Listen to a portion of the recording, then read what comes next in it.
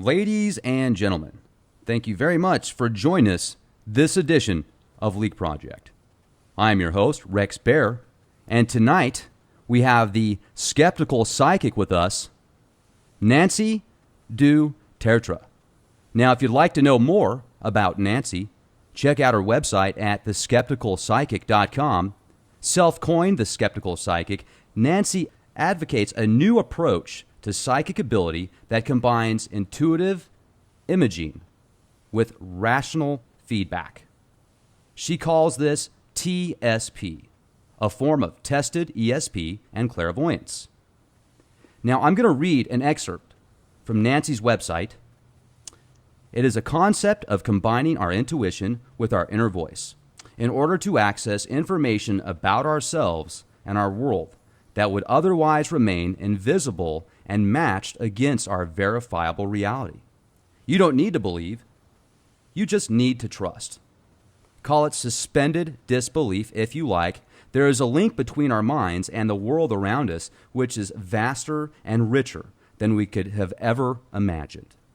Our human organism is a finely tuned instrument which is capable of things beyond our wildest dreams, but this kind of information must be distinguished from pure fantasy. It must be verified. Now, we will be discussing the amazing abilities each and every one of us has to unlock our own sixth sense potential. Why has our ability to think outside of the typical senses become something taboo, fringe, or oftentimes looked down upon? Is it because of the religious dogma that surrounds those that have mental abilities that others don't? Is there witchcraft involved? Does it mean getting information from demons that lurk in the shadows of the dark forces? I certainly don't think so, and I'm not here to change your mind, as we should all have the right to think for ourselves. Does the Holy Bible even say, "Judge not, lest ye be judged"? And when Jesus talks to his disciples about all the great things he has done, doesn't he tell them they will have the abilities to do all that he has done and more? So why do so many feel confined within their own minds and afraid of their true potential? Now, Nancy is a highly acclaimed author, and we will be diving into a couple of her works tonight. 1, How to Talk to an Alien. And 2, Psychic Intuition. Everything you ever wanted to ask, but were afraid to know. Hey, Nancy, it's great to have you on the show here with us, The Leak Project. How the heck are you? I'm doing great, and I'm really happy you actually were able to pronounce my name perfectly. Thank you so much for that. I really appreciate it. You know, folks, it's funny because I asked her how to pronounce the name properly before the show, and I wasn't even close. So that was a very nice thing to say, Nancy. And, you know, I really like your website and the books. I've had a chance to go through them. I haven't read them from cover to cover yet, but there's some just great information in there. And for some people, the first thing that they're going to see on a book, if it says How to Talk to an Alien, they might just immediately dismiss it. But then there's others out there that are open-minded and would like to know how to use this intuition. Now, I had a gentleman on our show a few weeks ago named Boris, and he is able to make contact with extraterrestrials, he says, via telepathically. But one of the things that kind of backs up his claims is he lives and works in the Bronx. He will go out during the day, and there's people around him. He will start filming in the skies, blue skies, and you will see these weird anomalies pop out of nowhere, change shapes and colors, and very interesting. Almost every single day he posts this on his YouTube channel, and I don't know what it is, but it's certainly they're UFOs because they're unidentified flying objects. When you started writing these kind of books and putting this information together, I mean, tell us a little bit about yourself, because this has just got to be fascinating to be considered a psychic and have these true abilities. Well, first of all, I mean, I didn't start out that way, at least as far as I knew, because there's nobody psychic in my family, so clearly it's not genetic. We never talked about it. It was sort of, you know, it was considered so completely fringe that it was not even worth, you know, talking about or considering. So I didn't really get into it until I wanted to work on a book which I thought was going to be the psychology of intuition. And so I was, I've always been sort of on the straight and narrow path with this. And what I realized when I started researching that book on intuition, based on, I'm certified and trained in something called intuitive Gestalt psychotherapy. I've been doing that for more than 20 years or so. And so I wanted to write about that. And the psychologists, the psychiatrists, people in that industry were simply not interested in intuition. And I didn't understand why, because its intuition is extraordinary.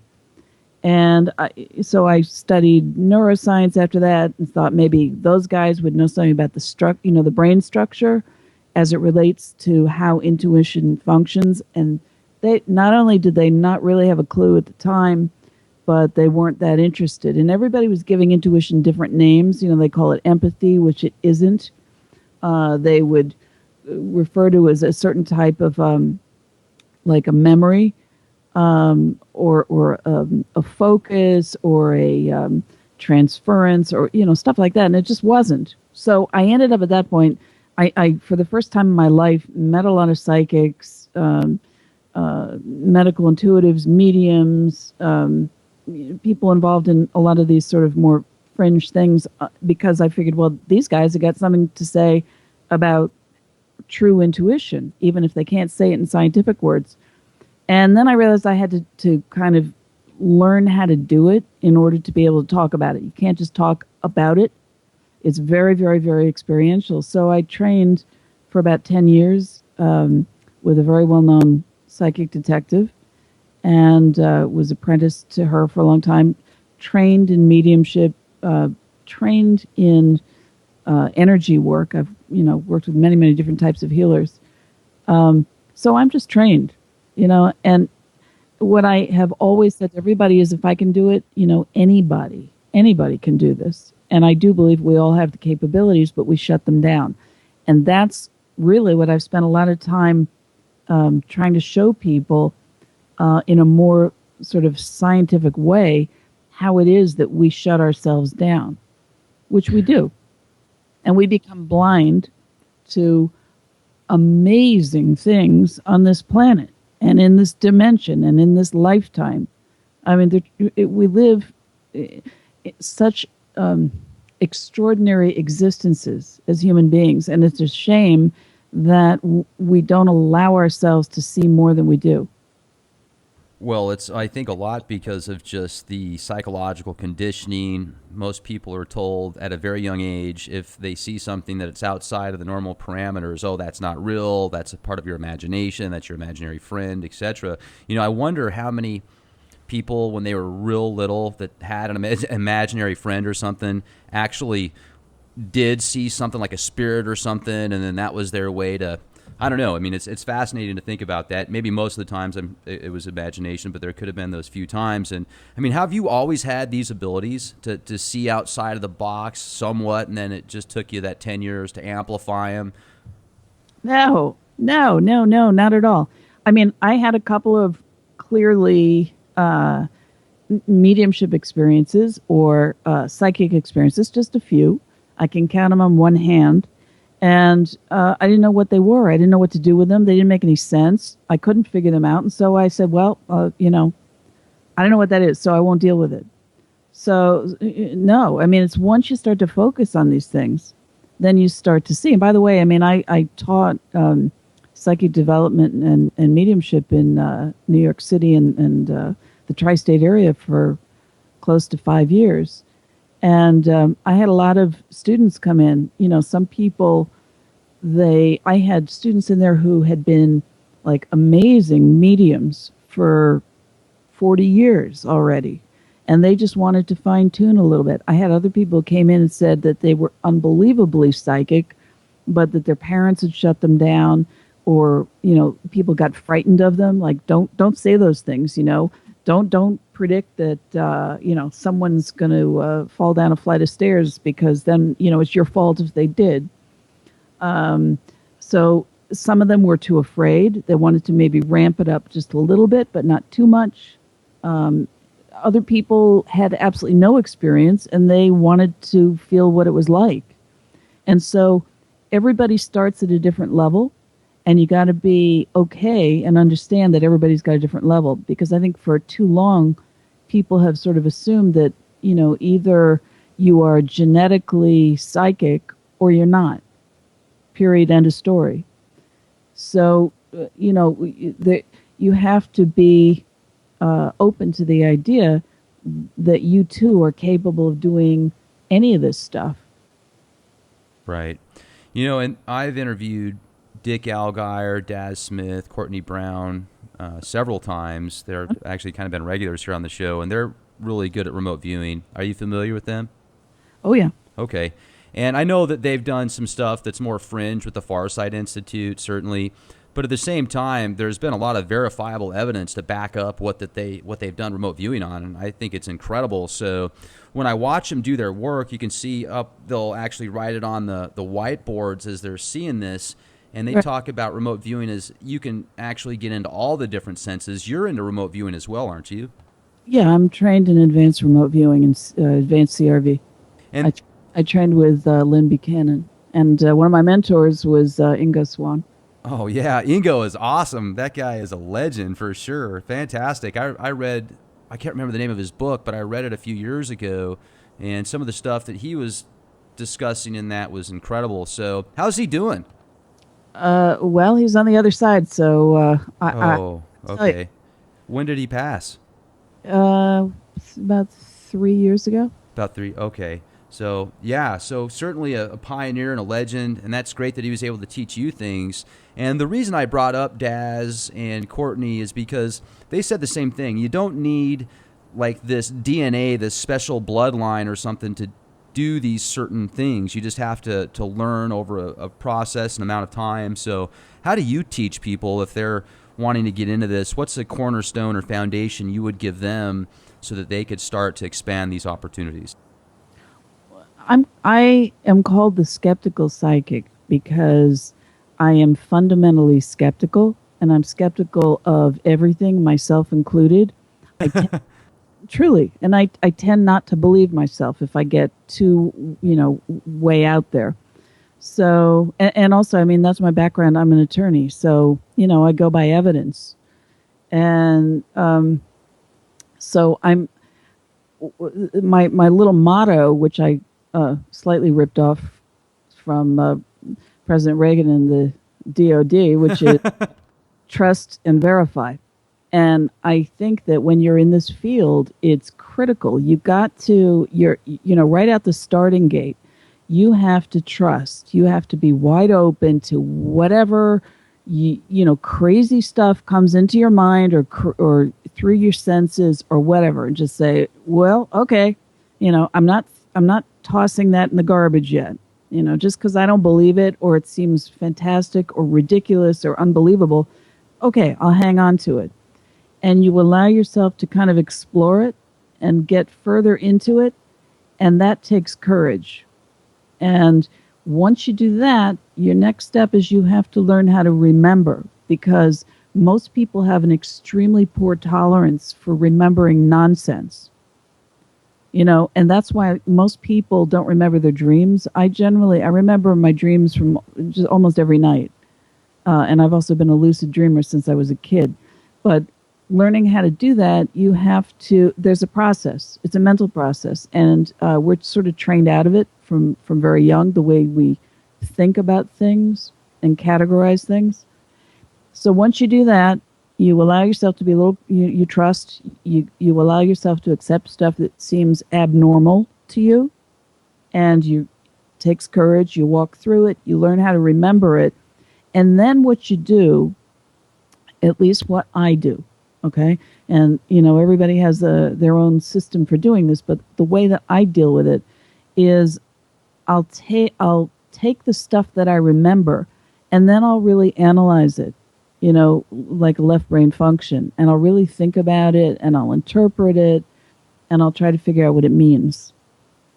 So I'm going back and forth all the time, right brain, left brain, back and forth between this, sort of holistic, accepting, open, wide open, anything goes, into left brain, analytical, interpreting stuff and then, shutting it down a little bit. And I think a lot of, and every psychic and medium works differently, and every remote viewer works differently. Actually, remote viewing is just a system for being psychic, or the way I call remote viewing. I mean, it's clairvoyance with protocols, but it gives people who maybe would be a little nervous about just going out there and trusting anything, like all their feelings about stuff or their little, what they're going to call their imaginary thoughts, their crazy thoughts. They don't really want to go with those. It gives them a system to, so they're not thinking about them and they pop up anyway. And they do that through protocols. So there are lots of different ways to do this, but I think a lot of natural psychics don't analyze to the degree that I analyze. In the same way that a lot of, like, say, analytical thinkers, scientists, or researchers, they don't allow themselves to explore. So it's this dual process going on all the time.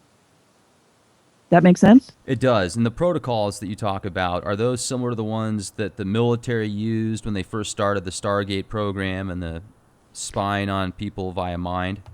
Oh, yeah. And those are the protocols. I mean, I got trained in those military CRV protocols. So, yeah. Yeah, that's what they are. Okay. And now, this book that you recently put together, How to Talk to an Alien, I mean, how do you talk to an alien? That's awesome. I want to talk to one. Yeah, well, Phone home. Yeah. You, first of all, that's a very loaded question. I mean, that's the title of my book. It took me a long time to write about that. How do you talk to an alien? We can break this down into segments too. I mean, it's, I didn't mean to kind of ask the biggest question at the very beginning, but that's obviously incredible. I mean, that's awesome. I think many people don't get the choice in the conversation. And my biggest, I was really surprised nobody had already sort of done a lot with this already in the field of ufology. And, maybe that's just because I'm thinking a little bit differently, from a different point of view. But if we're having this much contact and they're able to do all kinds of things in terms of abductions or cattle mutilations or turning off and on our nuclear weapons systems, the missiles in the U.S. and Russia, and doing flying over the White House or, any other or nuclear power facilities. Well, you would think maybe it might be in our interest to figure out how to communicate with them. And so I was very surprised that nobody seemed to be really talking about that. And I guess it's because either people assume that, it's okay to talk about UFOs because, well, they seem to be made out of, materials like maybe metallic types of, or those Right. materials, so it's something tangible. You can hold it, you can photograph it. It's, it's there. Whereas when you start talking about aliens or, extraterrestrials or different types of interdimensional beings or whatever, suddenly you're getting into the realm of that, is this my imagination? Which is the realm that I was just talking about in the psychic world. You have got to have courage to go into that nonsensical realm because what we categorize as nonsense versus stuff that makes sense is only a matter of what we have experienced prior, already in our past. And we project it onto our reality. Anyway, so talking about, aliens, it seemed obvious to me we ought to be able to communicate with them. How come we're not doing this and nobody's talking about it? And in the course of doing the research that I was doing, I realized that I think in many, many cases, and particularly during contact or abductions, people are being spoken to, and they're not, for whatever reason, not having the capability to conduct a dialogue. There are dialogues that take place, but they're difficult. They're not easy. Sometimes they are not in the same languages because, by the way, the aliens in the various cases that I have taken a look at, people that I know and all that kind of thing, and recordings that I've heard, and my own experience, they speak not only various types of alien languages, they speak various types of human languages, and some of them don't speak anything at all. So we have to get used to that as a concept. And we have to get smart about it. You know, which ones can we talk to? Which ones is that not going to work out? Which ones do we have to find a different mode of communication? And, oh, and by the way, how are we being communicated with? You know, it's not just through language. Well, there's a lot of people that say that when they have communication, it's telepathically. Right. And in fact, you have the researcher, you have David Jacobs, who's done a lot of abduction research. And his theory is basically that all communication that's being done with aliens during abduction or contact experiences is telepathic. And I know for a fact that ain't true. It's in many, many cases, many well-known cases, it's a combination. You have verbal speech, you've got telepathic communications, and you have, you know, I've the way that I have looked at this, they're basically, I would say, like 10 basic ways that they're communicating with us. So you've got speech or sounds, audible. 2, you got telepathy. 3, electronic manipulation of sounds or images, like they can fiddle around with your computer or your TV set or your radio or anything else electronic. 4, crop circles, symbols, various types of writing. 5, dreams. 6, channeling or remote viewing. 7, technological devices like implants, like what Dr. Roger Lear was removing from various abductees. 8, mental downloads, which are those sudden, you know, like suddenly people are just blasted with information that they can't even retain like a small piece of it. 9, UFO spacecraft responses. I don't know whether you've ever done this, but if you go outside, you know, a lot of people who are doing the protocols are going out, you know, with flashlights and music and meditation, all that, trying to call in UFOs. I've done that with a group of people where, you know, we were flashing a light. This was up in Maine, flashing a light up into the sky. It was a giant full moon that night. Absolutely beautiful, very, very clear, but dark. And at the end of 2 hours, after we'd been just flashing our big flashlight again, there was an enormous flash of white light in the sky that, by my calculation, was somewhere between about 1/5 to 1/4 the size of the moon. And it was far up there. So I don't know what the heck that, you know, it was doing, but it was clearly a response to what we were doing. I've never seen anything like that in my life. So that's another way they can communicate. And I know I have lots of friends who, you know, that's what they do. You know, flash 2, flash 2, flash 3, flash 3. And then the final way, the 10th way, would be just simple, you know, body language or sign language. If they don't, there is no other way to communicate. Right. Okay. And let me give you one other, and I sort of put this in a separate category by itself, but this is my 11th category, which is synchronicities. I have come to believe that one of the ways that they, and it's using the term communication kind of loosely, but that when you, synchronicity is a meaningful coincidence, so that I do believe that they can cause us to experience certain events that intersect at very important moments or meaningful, or that are intended. And I have that might sound a little esoteric, but I have lots of examples of that. No, I know some people that say every time they get a phone call from somebody in specific, they'll look at the clock and it'll be 11:11 or 8:11 or some type of 11 shows up whenever they get a call from this person. And I've heard that by many people. So there's a lot of really neat synchronicities out there.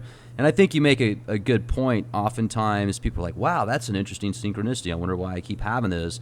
Well, maybe there's something behind the scenes, whether it's extraterrestrial or spiritual or the universe or divine providence or whatever, That's a pretty something to kind of just think in your head. Why am I having this synchronicity so many times? Are you noticing that there's a sound that just started happening on your microphone? Is it still there? Oh, yeah. Okay. Well, there might be maybe a very little background noise from like the air conditioner or something, but that's all that I can think of. No, this just started when you started talking about the 11. So, by the way, I have the 11:11 phenomenon. It started in about May of 2006, and it's very strong. What do you think that is? Well, I was racking my brains trying to figure out what the heck it was. Initially I thought, because I had lived in Manhattan during 9/11, and I thought, well, okay, here we are. It's like, 5 years later, and maybe in a few months, I thought maybe it was going to be a prediction or something happening in New York during, 9/11 again. And I was very nervous about it. Nothing happened. But it kept, I kept getting the 11s. Then on 10/11, the following month, they had, it was a small airplane that was being piloted by Corey Liddell, I think, that crashed into a Midtown building. Actually, I had some friends who lived right below where it crashed. And I thought, and 11 firemen, I think, ended up in the hospital. And I thought, okay, that must be the 11s. Nope. Then I waited for 11/11, and they kept coming. They've been coming, well, where are we? We're 2006, so that's 10 years already that every time, I, for absolutely no reason, will look up at a clock, a computer, or something, my phone. It's almost always on the 11s. And what do I think it is? I don't know. I got in touch with a psychic a long time ago, and she said to me, "Do you do anything with do you have you had numerology done for you?" And I said no. And she, "Do you know anything about it?" I said no. And by the way, I hadn't brought up my 11/11 thing at all. And she said, "Well, that's funny because I'm getting a very strong number associated with you." And I said, "Well, what's that?" And she said 11/11. And I started laughing hysterically because there's no way that she ever could have known that. And at that time, it really wasn't very well known as a phenomenon. And then I started to wonder, and I actually wrote about this in my book, Psychic Intuition. And I said, is this a couple possibilities. Either this is spirit giving a confirmation through this very powerful number, at least in the field of numerology, as being sort of the perfect sort of universal number. And maybe the fact that I'm working in this direction, which was quite a change from being an attorney and running businesses, maybe this is like a confirmation on my pathway. That's one idea. So it's a spirit to self or a self to self conversation.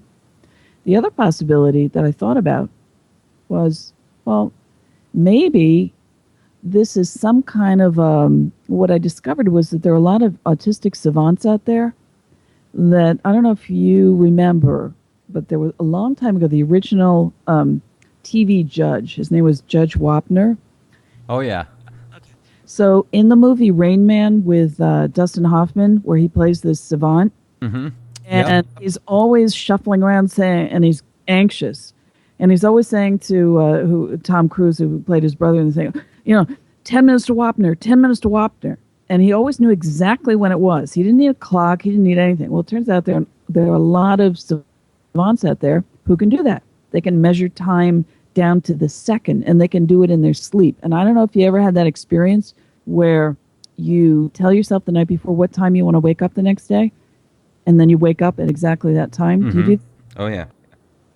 Okay, well, so then it occurred to me, okay, so maybe this is like somehow it's like a sensing of some natural rhythm that we have, that's almost like what autistic savants do.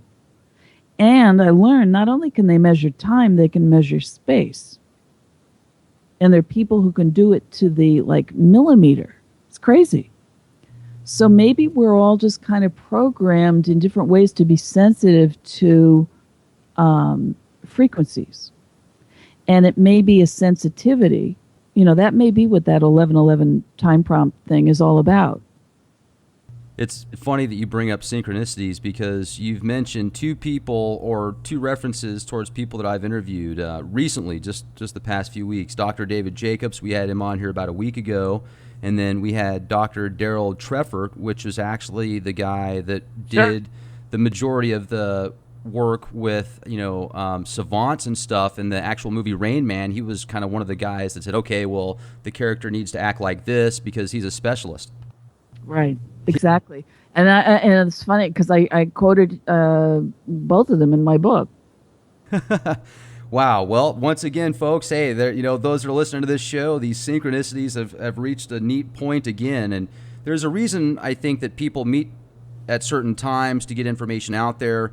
I mean, that's one of the reasons the Leak Project was started, is because there's just so much information out there. I think it's nice to get people like yourself on the show to hear about your experiences and your knowledge. So, with these books you've put together also, have you made contact with an extraterrestrial before?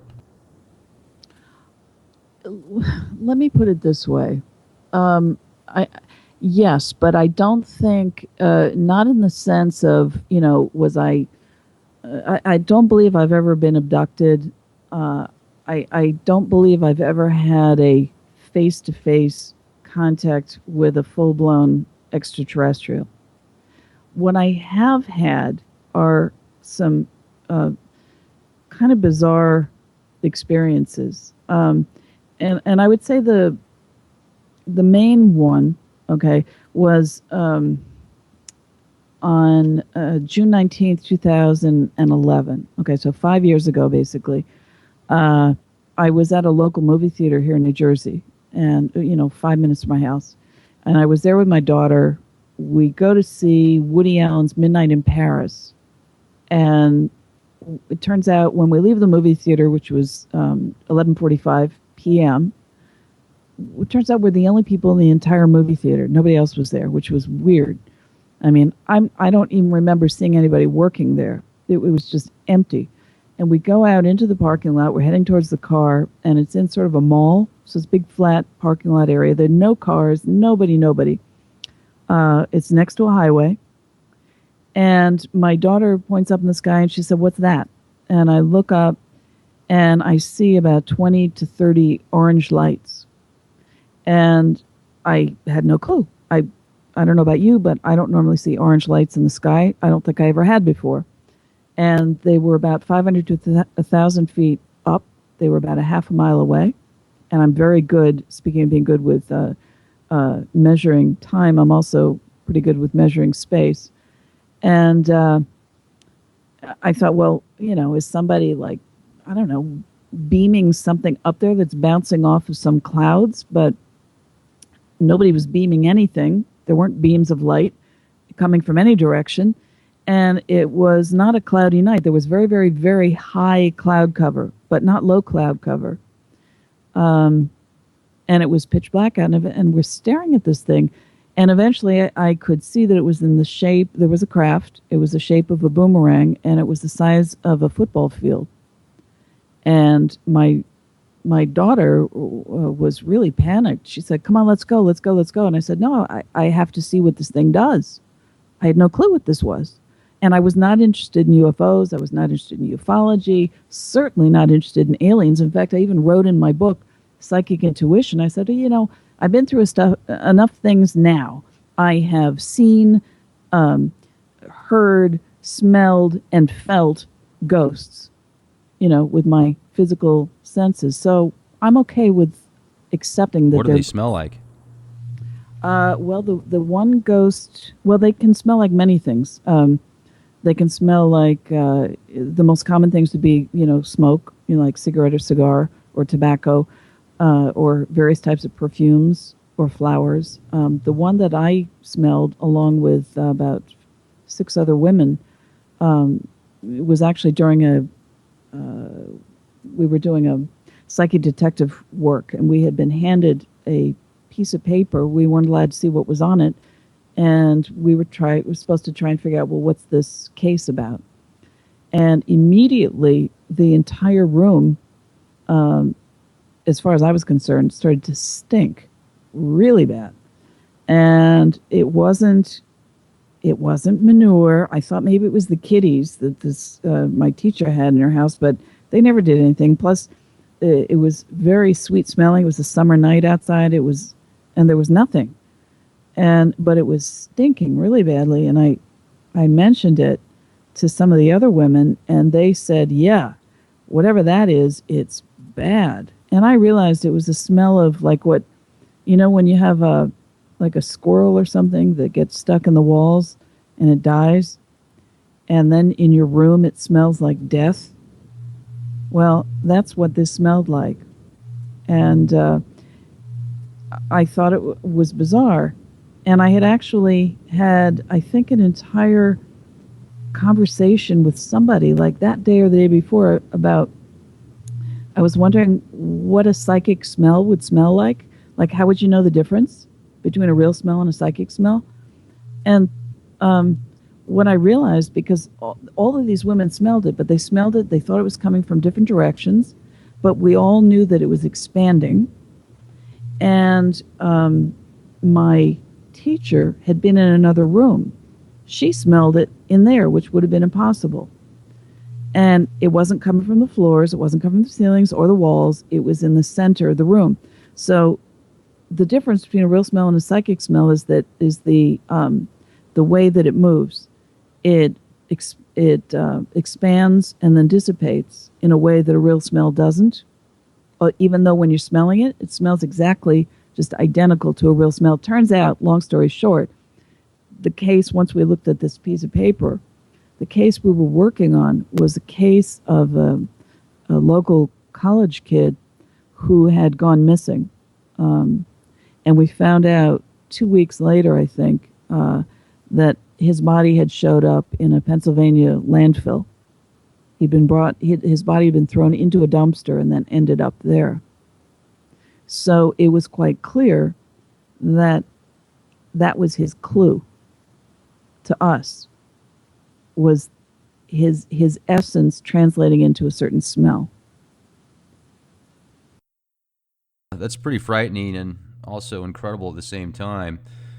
Now, you also work with certain law enforcement agencies and individuals to help find missing people and such too, don't you? Yeah. What's that like? I love doing it because for me, I feel like I'm doing something useful and helpful to people, and particularly, for grieving family members, trying to give them information, or give the police or the law enforcement, the detectives, whoever is doing it, giving them information that maybe they wouldn't have thought about or gotten through some type of normal, means of investigation, to kind of reroute them a little bit. It's I don't know. I really like it. There are a lot of psychics who can't stand it because when you're psychically connecting in that way, it's you're getting into very often some sort of gruesome type of scenarios. And when you're that sensitive, you're exposed in a certain way. So it doesn't, unless you're a person who, like, I would never describe myself as an empath. I have lots of friends who are empaths. They walk into a room, and if, somebody's got a bad headache in there, they're going to get the same headache. And, or if somebody's feeling like, something tragic and they're so sad and whatever, they're going to feel tragic and sad also, and they're going to get their own feelings mixed up with the feelings of somebody else. I tend to be able to compartmentalize, and I think it's because I have so much left brain function. So I can analyze stuff. So for me, I can look at it more like a puzzle. For other people, they just get lost in the feelings and the sensations, so they don't like it. And when you're wandering around at a homicide scene psychically, it can be really unpleasant. But I like it just because I feel useful. How often, if you were to look at the percentages, have you ever kept track of the amount of hits you get? No, I don't. I get it. I don't know that I've ever solved a case, and the way that I say this is that I believe it's it's law enforcement that solves the cases, because they're the ones who are doing the footwork and the actual investigations, and they figure the stuff out. They put the pieces together. And the way that I view what I do is I'm just there to I'm like any other tool, so to speak, and I'm just adding a different piece of information to the total puzzle. But I get amazed. I amaze myself. I think, anytime something is like dead on hit, I just go, oh my goodness, I wonder how I got that. So when you get, the exact locations of, bodies, or the exact names of complex names of victims or suspects or things like that, or you can describe them, you just go, holy cow. That it's amazing to me because, in my world, in my former world, that stuff should not work. There's no way you should be able to do that. It's just really cool.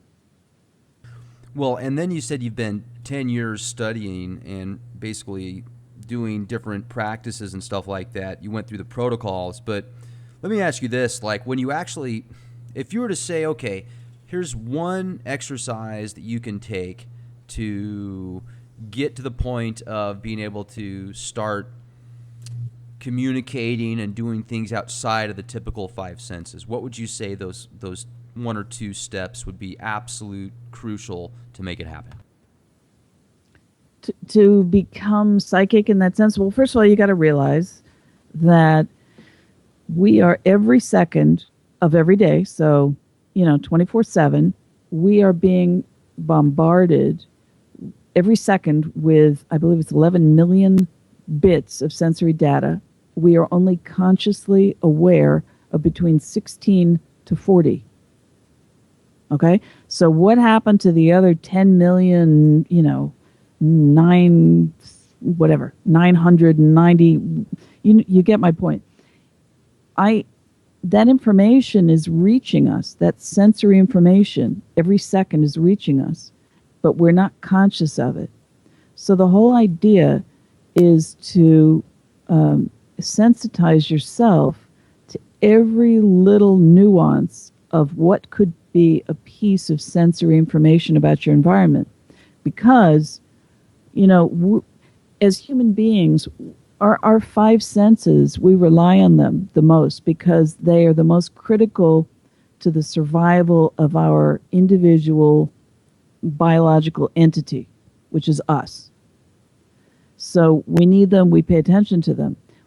We kind of disregard and throw away everything else, but all of those other, we live in a vibrational world, and if you sensitize yourself sufficiently, you can start picking up vibrations that are coming from, the other side of the planet, the universe, whatever, because vibrations travel, and you can feel them. instead of saying, well, I had this weird thought and nah, it's too weird, go with it, because it may have been a way for your brain to, because it didn't have a sensory organ that was refined enough to pick up that level of a vibration, it picked it up generally through your body, and that information through electrical impulses or whatever would have traveled to your brain, and then your brain's got to figure out, well, let's see, if it didn't come through my eyes or my ears or whatever, how do I explain to myself what this looks like or what this might be? What was that? I mean, we know that color doesn't exist out there. We make it up. We manufacture it. Okay? Same thing goes for information that's traveling from far corners of the universe.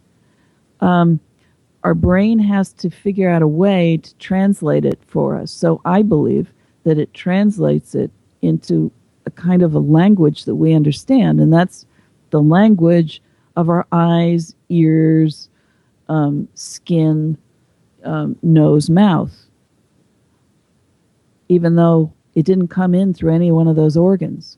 So if you want to really get good at being psychic, I believe you have to sensitize yourself.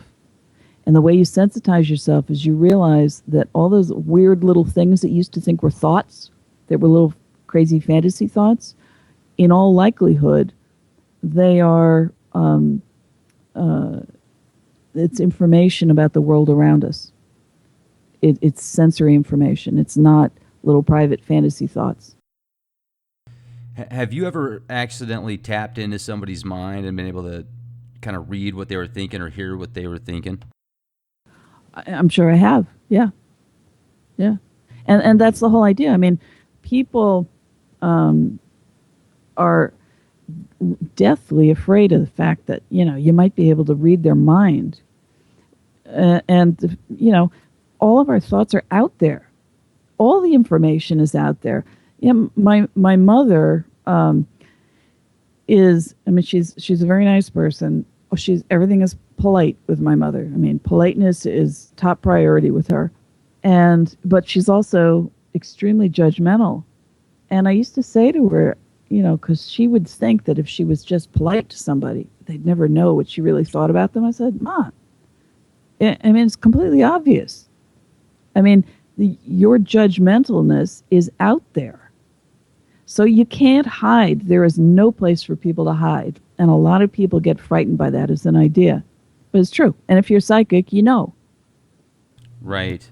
Right, because it kind of, everything, like you said, even thoughts are an energy frequency, and you project that frequency. So, that's why there's a lot of speculation now with certain technologies. Pretty soon, maybe, they're going to sell headsets that you can put on and literally, okay, well, that person's thinking this because it picks up on that vibration and it breaks it down because of the software or whatever. So, it's interesting.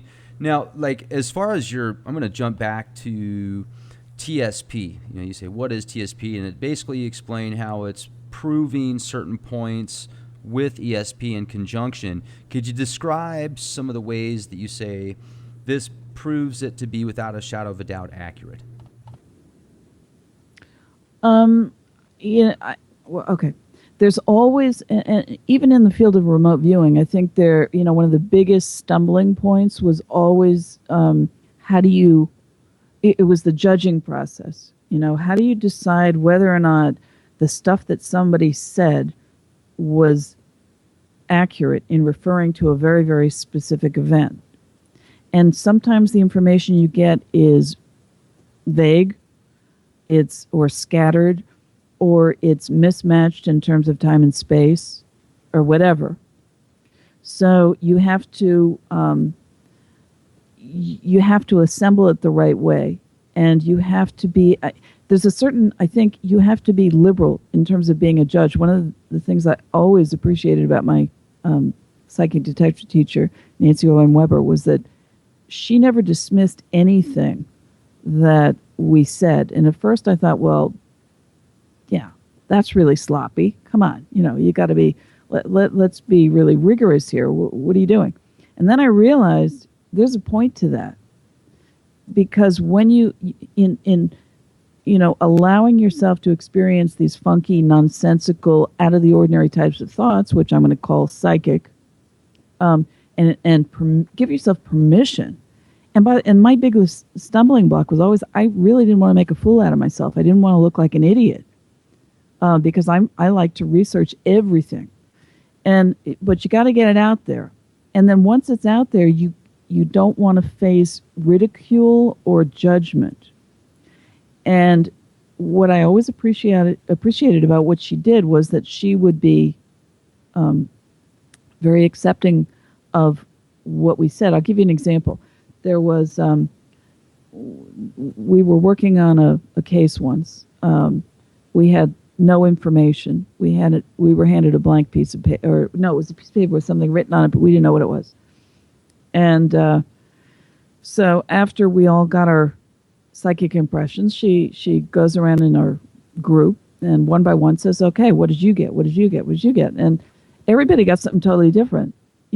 One person got, there's this great, I'm down. It feels like I'm in Florida. The sun is hot. I'm seeing some trees, or the ocean, whatever. Somebody else gets a big eyeball. Okay. Somebody else, well, what I got was that there was a light layer of snow in what I call a young wooded area. Okay. And I saw at a certain point underneath, what else? Oh, I'd seen a blue scarf, I think. I'd seen an eyeball also, coincidentally, or not. And some blood in the snow. Turns out, long story short, that when she opened up what was on this piece of paper, it was the word young, and I'd used the word young many, many, many times in my description. I had no idea that it was actually the name of the presumed suspect in this case. I'd said, well, the scarf belonged to a young girl. It was in a young forest with young trees, young, young, young. So I hadn't made that logical connection. So a lot of times when you're doing work or you're judging, you're not the person who is meant to judge. It's the recipient. And people, skeptics will accuse, those situations, oh, well, you're retrofitting it to accommodate whatever the psychic saw. No, not really. Because if they're hitting on particular points and you interpret them a certain way, then that interpretation is accurate. You have judged it to be correct. Now, what my teacher did in that instance was she found a way to say, well, the Florida thing, that may have been where the suspect traveled just prior to committing this homicide. And oh, by the way, yes, it was a homicide. And yes, the guy was the body was in a light layer of snow in a lightly wooded area, the way I described. She didn't know what the scarf was. They hadn't found a scarf. Okay. And I'd seen this young girl, somehow involved. She thought, well, maybe that's the suspect's daughter. Well, I thought that was stretching it because why would the suspect's daughter be involved? But the way she pulled it in, it made sense as part of the scenario. It's like when I was in law school, there was one of my favorite professors was my contracts professor, and he used to hold up an imaginary orange in his hand. And he'd say, when you're doing contract law, you have to look at the orange from every single possible angle. And it's if you get 10 psychics in the same room, they're looking at the same psychic event, but you'll get 10 different pieces of information because they're looking at the orange from a different vantage point. So they have different information. So you don't want to throw the baby out with the bathwater. Right. I've heard that before too with people when they'll remote view something, somebody will see something completely different because they're looking at a different angle basically. Right. Right, exactly. So that's why you have to I'm saying the judging part is really tricky. Okay. Now, you've also kind of, when you go, there's a new website I think that you've recently put together, and it's called talkalien.com, and that's, you've got access to your book there, How to Talk to an Alien. What are some, other options for people to really kind of dive into the possibilities of making contact? I know the lights thing, that sounds pretty cool, especially if you live in the high desert or something like that, maybe in the Four Corners area there, or out there in Dulce, New Mexico. Have you ever thought about going out to Dulce and trying to make contact with something out there? That'd be pretty cool. Yeah, I was in Santa Fe recently with a good friend of mine, and they were driving back up through that area in order to get home, and I was going the other direction.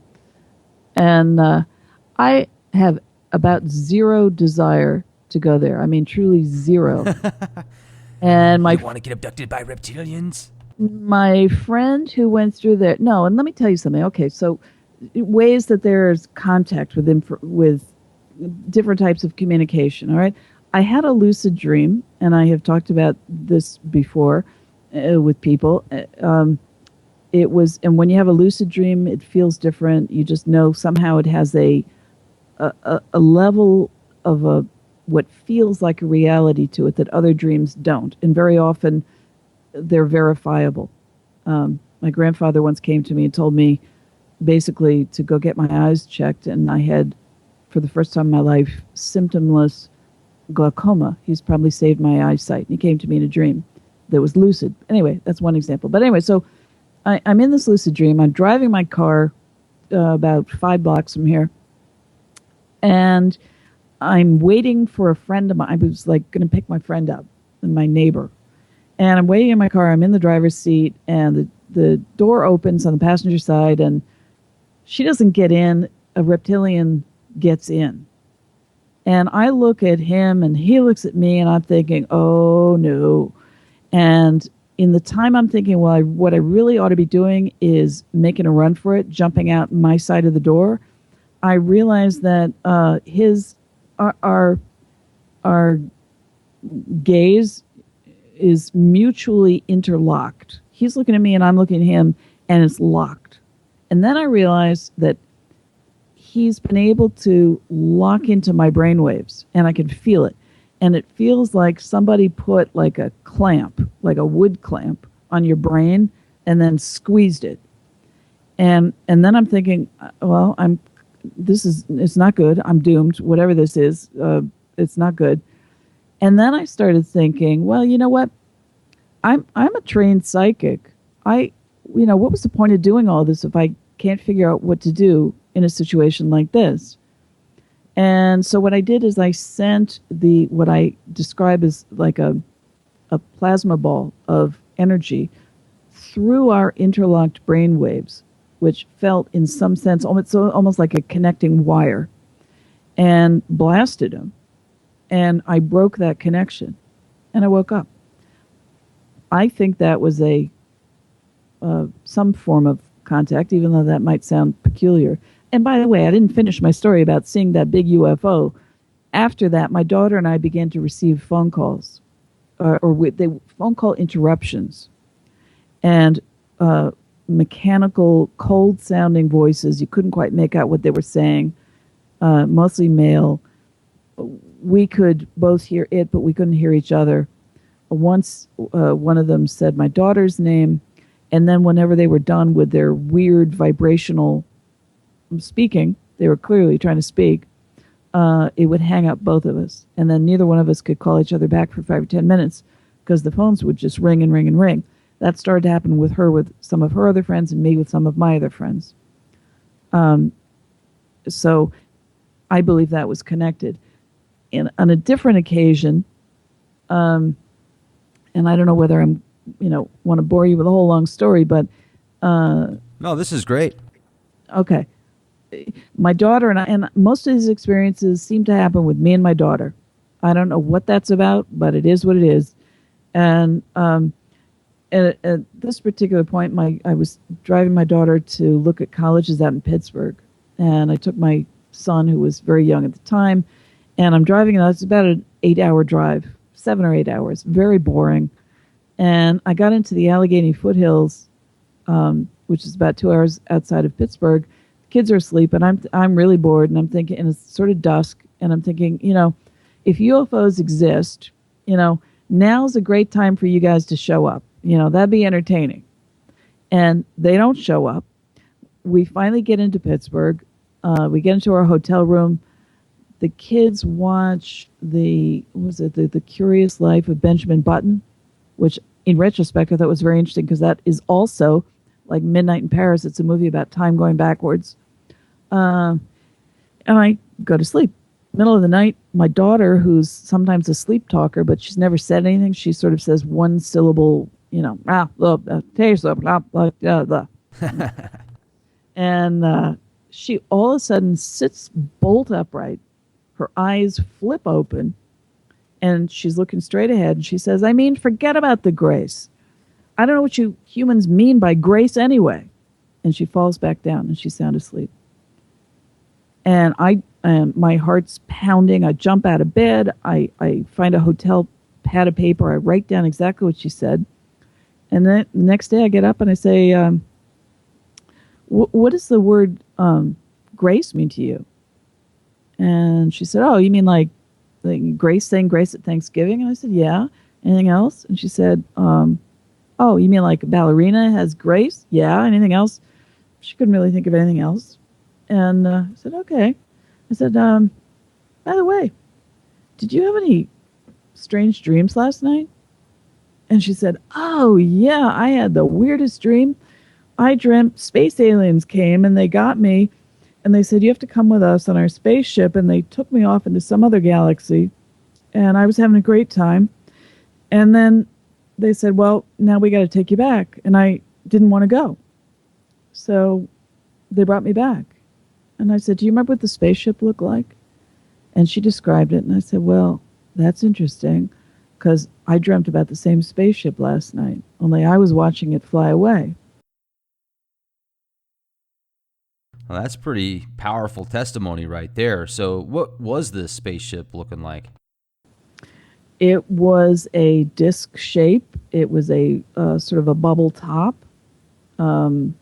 It was silvery. There were some other details on it that I don't recall. But it was fairly specific.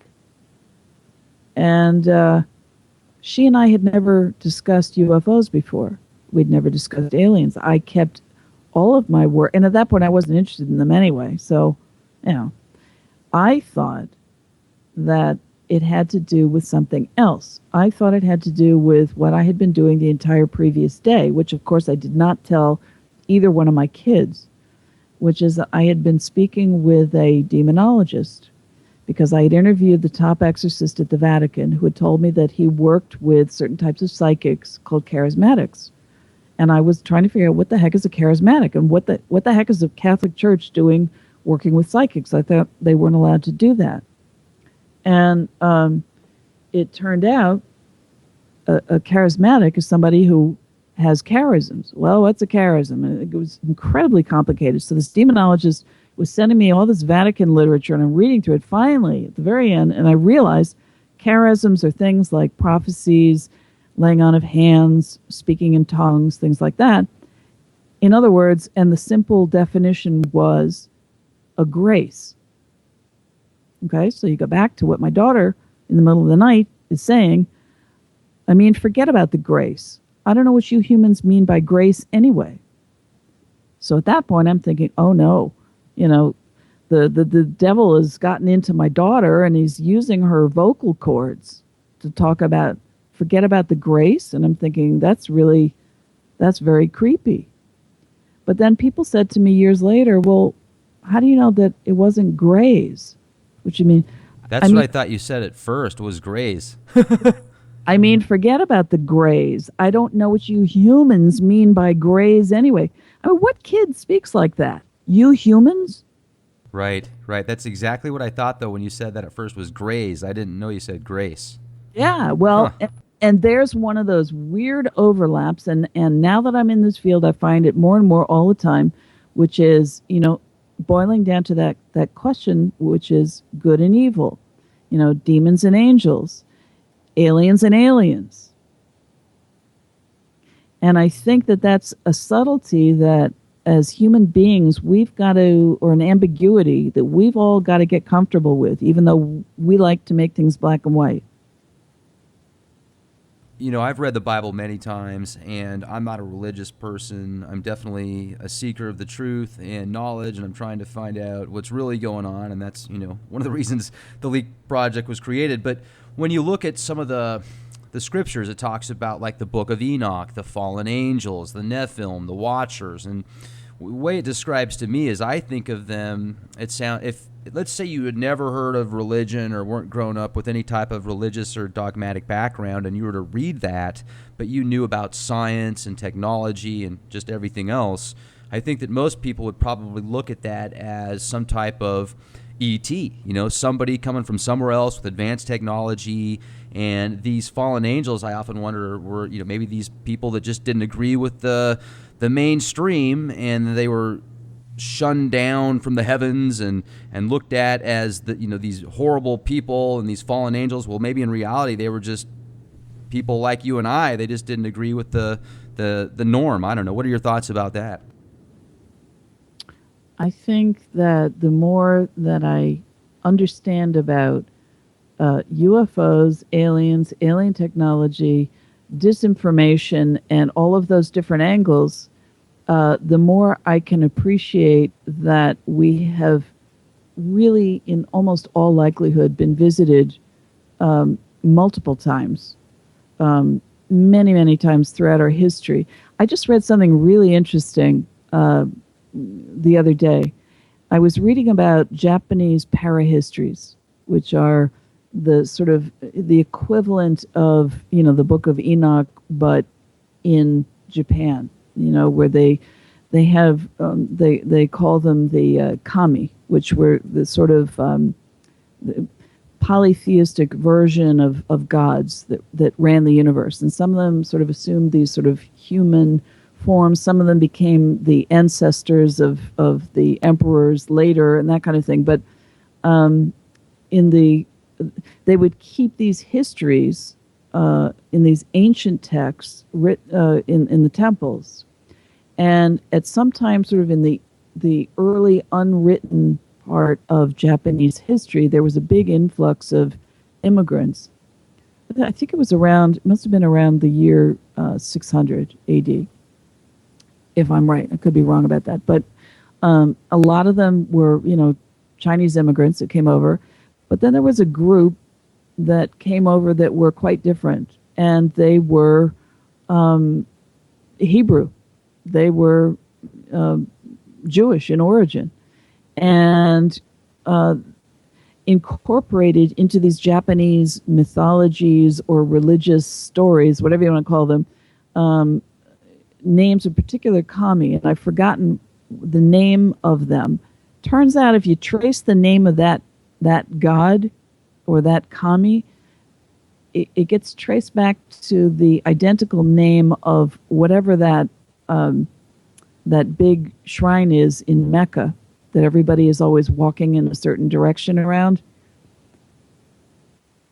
Wow. And the name means giant, something like a giant shining light. Okay. If you think about that, you could easily say that could have been something like a landed UFO thousands of years ago. That people are still venerating this, they're still drawn to that location, to that whatever that presence. And it's been carried on, at least in terms of Japanese religious history and the Shinto religion, as being some type of a god. And so I think, the Watchers, the Nephilim, and all of the, those sort of godlike characters could potentially have been easily, I think, alien travelers, visitors. There's a lot of possibilities out there, and that doesn't even touch on the Anunnaki and some of the Sitchin theories, as well as other people that are out there that have talked about these gods that came down and lived for thousands and thousands of years. And then you've got the Avatar theory about many of the ancient deities and god forms or gods were actually reincarnations of these Anunnaki. So And then you can get into a whole bunch of other theories with that as well, with the holographic universe and quantum entanglement, quantum physics, etc. And obviously, with what you do, tapping into the Akashic records, and that is just the universal recording of everything, basically, whether it's a flash or a vision you have, or you're getting yourself in tune, where you're getting to the vibrational frequency, where you're clearing the mind and going to the next level. These lucid dreams that you have too, I think are pretty cool. Have you been able to actually have out-of-body experiences as well? A good friend of mine was just asking me that the other day. And I have lots and lots of friends who have out-of-body experiences. As far as I know, I don't think I've had any. But then maybe I have a different definition of what I think it's supposed to be. I do know that this friend who I was talking to about this, she says, well, when we first met, when we didn't know each other, we'd only, I think, met once for a lunch with some other people. And when I had some surgery, I was under anesthesia. She said I showed up in her room and was complaining about, printing something, and was, saying stuff in French. Now, I speak French fluently, so that would make sense. My husband's French. And I was, the day before I went into surgery, had to sign a publishing contract. And so I knew that I was going to have to write my book extremely quickly. So I was nervous about that. She didn't know anything of that about me. I said, are you sure? I mean, and she's a very psychic person. She said, yes, you were here in my bedroom. And, I saw you clear as day. She said, you weren't talking to me, but you were talking. She said that her husband heard me also. And she said that I have done it again. Now, she's clear across the country. So, if I'm traveling around, I don't know it. People have said, well, if you fly in your dreams, then you're out of body. Well, I fly like almost every night. So, I mean, flying for me, and I, lots of people fly in their dreams. I remember asking Ingo about that a long time ago. And, cause I said, I'm flying around, and in my dreams, I can go through walls of buildings. I remember flying around over New York City once. That was when I was talking to him about it. And he was sort of, vague and ambiguous about what it was, but I think he thought that was probably out of body. I don't know. I have no idea. Okay. And, let's go back to your website, Alien Writing Samples here. I'm at talkalien.com. And some of this stuff, do you speak Klingon or Vulcan? No, but funny you should ask that, because I'm about to talk about that. I'm doing a presentation for a branch of MUFON next week, actually, in Philadelphia. And I am going to be talking about the Klingon language. But no, I don't speak it personally. Do you? No. Not in this form anyway. Maybe when I shapeshift. But, here's one thing that's, if I was going to shapeshift, though, it would definitely be Vulcan. I think that they're, a lot cooler. But or the Q. The Q were definitely probably my favorite. But, one of the things, I'm looking at this stuff you've got here, and are these all basically via automatic writing, or all these samples on your website? Yeah, the stuff that I have up on the website are people, yeah, I guess I would call it automatic writing. Yeah, pretty much. Some people feel absolutely compelled to write this stuff. It's like they have to grab a piece of paper immediately. It's like a download, and they just start doing it. There's a sample there by a guy named Eric Hope, who is a friend of mine. And when I first started to talk to him about it, he started, most of these people only started writing like this after they had some form of abduction. And usually they have some memory of something so they can put it together. But he was able to write it at will, and I said, well, and that's why he was so interesting. I said, well, you think you can translate stuff? If I gave you, I say something, can you immediately translate it into that writing? He said, yeah, I think I can do that. And he would do it. Now, the problem with a lot of these people who are doing automatic writing is that they can't tell you, character for character, or letter for letter, word for word, or even sentence for sentence, what what it corresponds to, because they don't know. Most people just don't know, which is kind of interesting to me. So that's been part of the mystery that I've been researching, trying to unravel. Is there like some type of software combined with a really high-end computer, I wonder, that could possibly find out what these things mean? That'd be pretty cool because maybe there's some important information there that might need to be relayed on to other people. Well, exactly, and that's what I have been working on, is trying to, because I know what I would like to do in terms of computer software. It just doesn't exist, and I don't have the funding to be able to put that together myself. Um, but yeah, I mean, that's the goal. What I have also, in my um, what would you call it? It's an analytical framework for trying to analyze alien writing in particular, but also speech. But writing is a little bit easier because it's visual. Is what I'm saying is, don't disregard the people who are channeling or having dreams or having, whatever these kind of strange revelations are.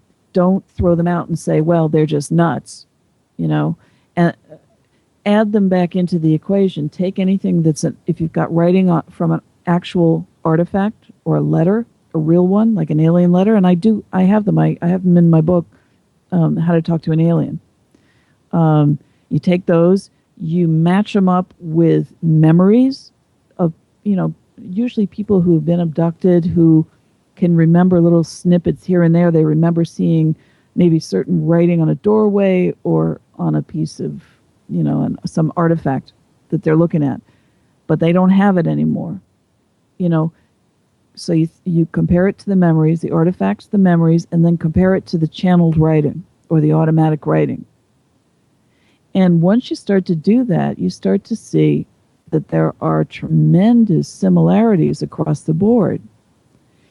And one thing that it kind of bothered me a lot was that a lot of these contactees who I spoke with would say, well, yeah, I'm in touch with, whatever the name of the alien race is, and there are like so many different names of alien races, I can't keep track of them all.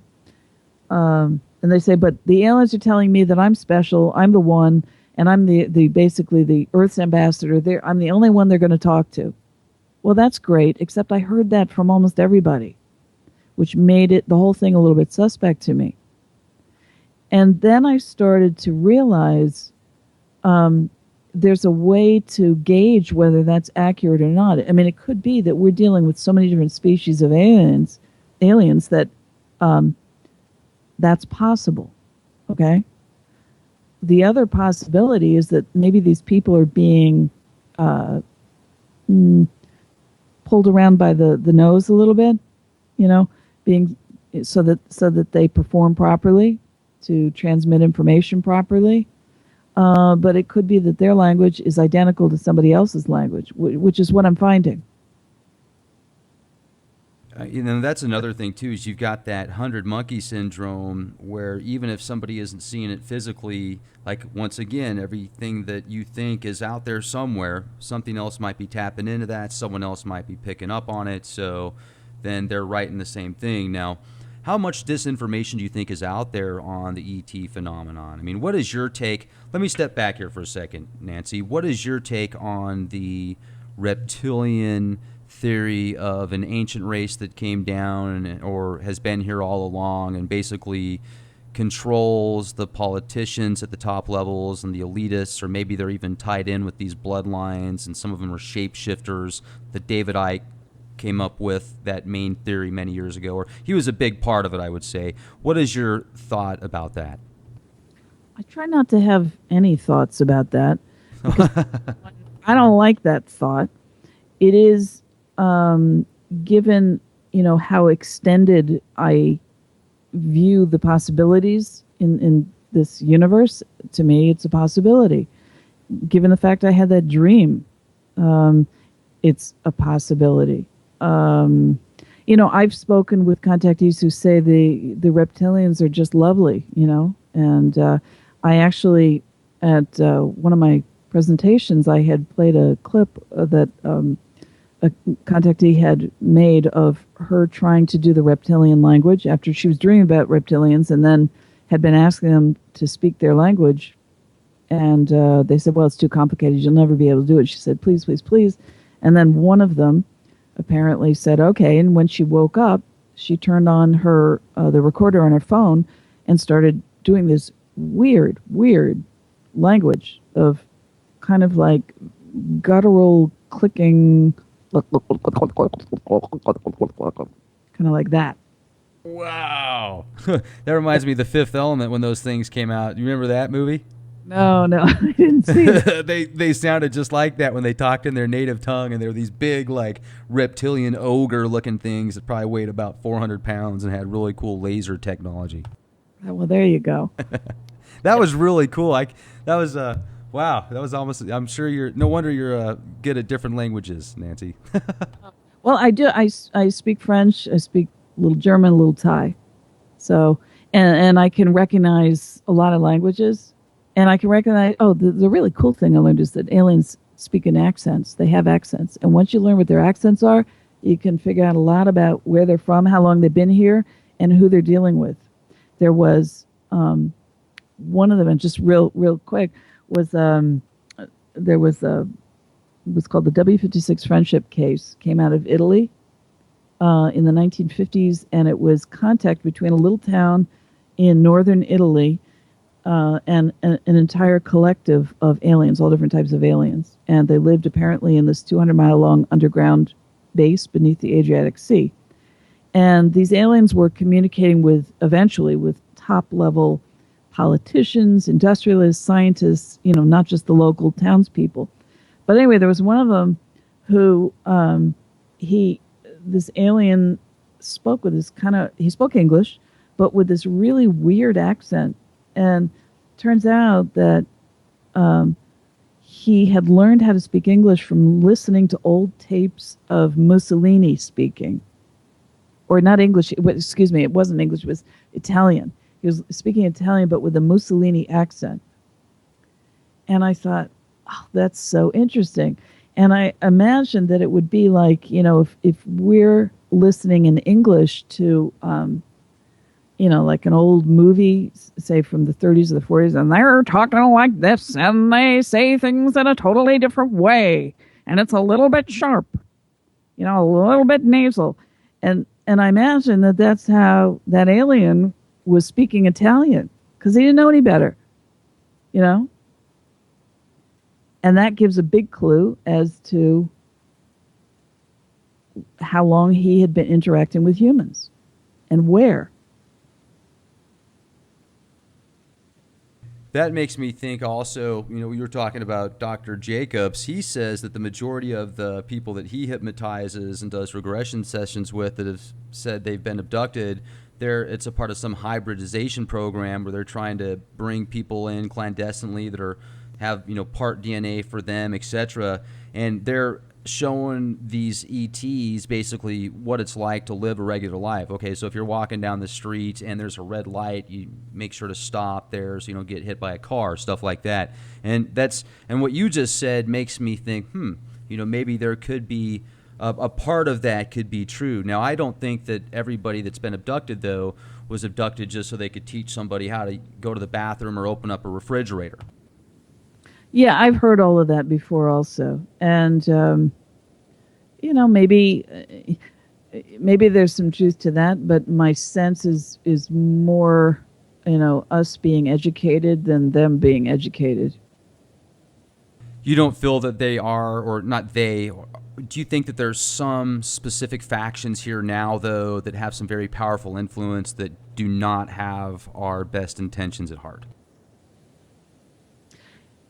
In a really generic way, and I have read all the stuff about the meetings, the exchanges, and I've talked to plenty of people. I also know an awful lot of people, and somewhere, and this might be wrong. Okay, it's just my opinion, but I think I would have bumped into somebody by now. I do think that they're here. I do think that there are plenty of hybrids around. Um, I do think that there are large scale battles of interest, which we as tiny human beings might call good and evil.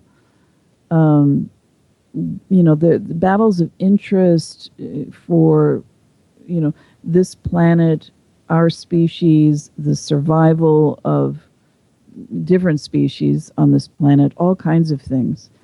Because I think that they're here for a number of different reasons, and I just don't think that we're necessarily privy, at least, the average Joe on the street, to know, to be able to judge whether what the end game is and whether it's good or bad. If we're going to get eaten or killed, that's bad in my view. I mean, any way you cut that, I think that's not a good thing. But if the end game is, let's say, to eliminate a certain amount of the populations so that planet Earth and human beings survive for sustainability, is that evil? Yeah, it's evil on one hand and not evil on the other. Are they controlling us so that they have control over our global policies? Is that a bad thing? I don't know. Maybe, maybe not. I have no clue, because I can tell you that our world it's in a very bad spiral, and we don't seem to have the stamina or the guts or the courage as a race to be able to resolve it until we're forced to. So maybe it's a good thing. I just think it's way more ambiguous than, is it good or is it bad? Sure, absolutely. And as far as your definition of the other side, we talked about Ingo Swann earlier, and he said, well, I don't know, he's on the other side. And what is that to you? What's the other side? Mm-hmm. I started out, I got raised Protestant, and I always wanted to believe in God, and I always wanted to believe that there was something, after death. And I really tried hard, but it wasn't working for me, at least not on a real fundamental level, until I got into an understanding of the paranormal. Now that I have begun to understand the paranormal, I absolutely believe in God, and I absolutely believe in some form of cohesive existence after death.